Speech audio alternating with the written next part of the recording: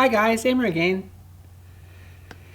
We're in Tasmania this time, which is way down the south of Australia for anyone who needs to look that up.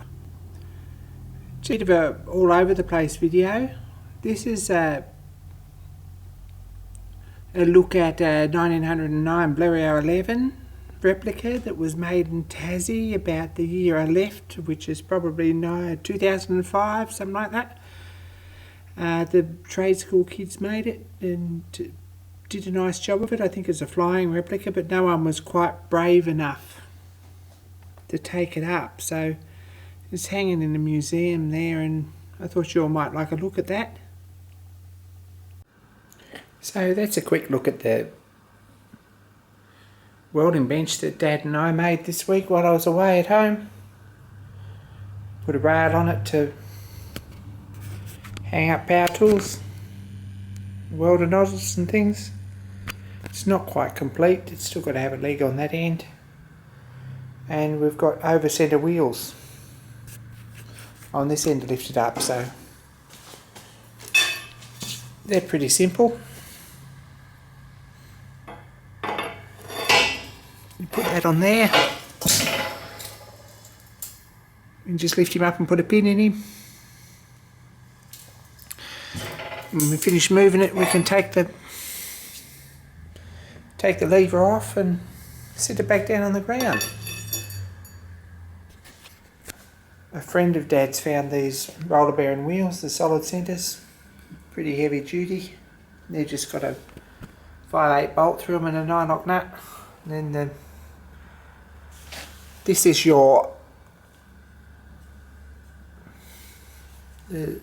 pivot centre there. And that gives you a bit easier leverage than having it back here. So that's what we've done. Hopefully there's another caster, or a swivel caster, to go on the other end somewhere, and that'll make it pretty well portable.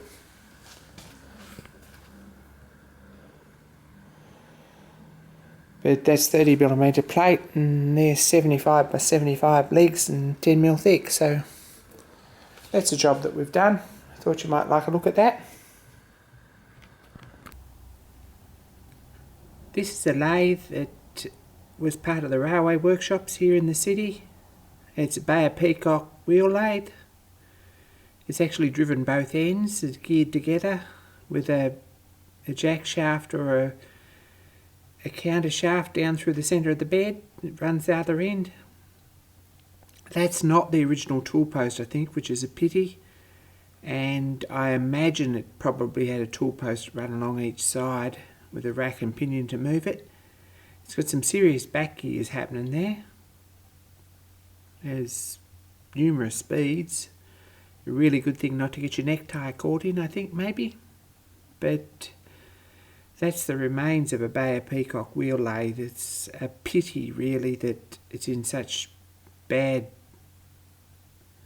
repair, but I reckon it was a long time in the workshop since it was even used, so it makes a good stationary exhibit, I guess, and most people wouldn't even know that it's not quite complete.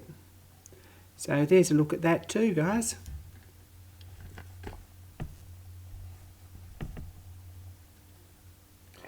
This is a Tasmanian Y-class diesel electric locomotive. They were built in this workshop that it's sitting in now. It's one of several. I think this was probably the last one that was working, and I can remember this running on cement trains through Devonport in probably the 90s, and I've even ridden in the cab of this locomotive years ago. But this is the original first livery. This is a look at an Australian made lathe that was made by the Mines Department in the war years in Broken Hill in Victoria. A pretty solid bit of gear, probably about worn out. It shows sign of being adjusted with a sledgehammer, but they were the sort of machines that worked in this workshop. Some new cars that have been picked up by the museum fairly recently. A Scat and an Alfa Romeo, I believe, and a Model T ambulance. This will speak for themselves. Some of you guys and girls might be interested. And this is a look around the original workshops, blacksmith shop here in Inveresk in Launceston in Tasmania. This is pretty much as they walked out in 1984, something like that. And it was untouched and preserved like that. It's got walkways that you can walk through it, but that's well worth a look if you ever visit. Rows of charcoal forges down the side there. Another thing that you might like a look at is something I made years ago when I was working here with Dad. Is a over-centre drawer for Morse taper drills. It's got a false bottom in it and holes for Morse tapers, and these are just a routed groove out of plywood. And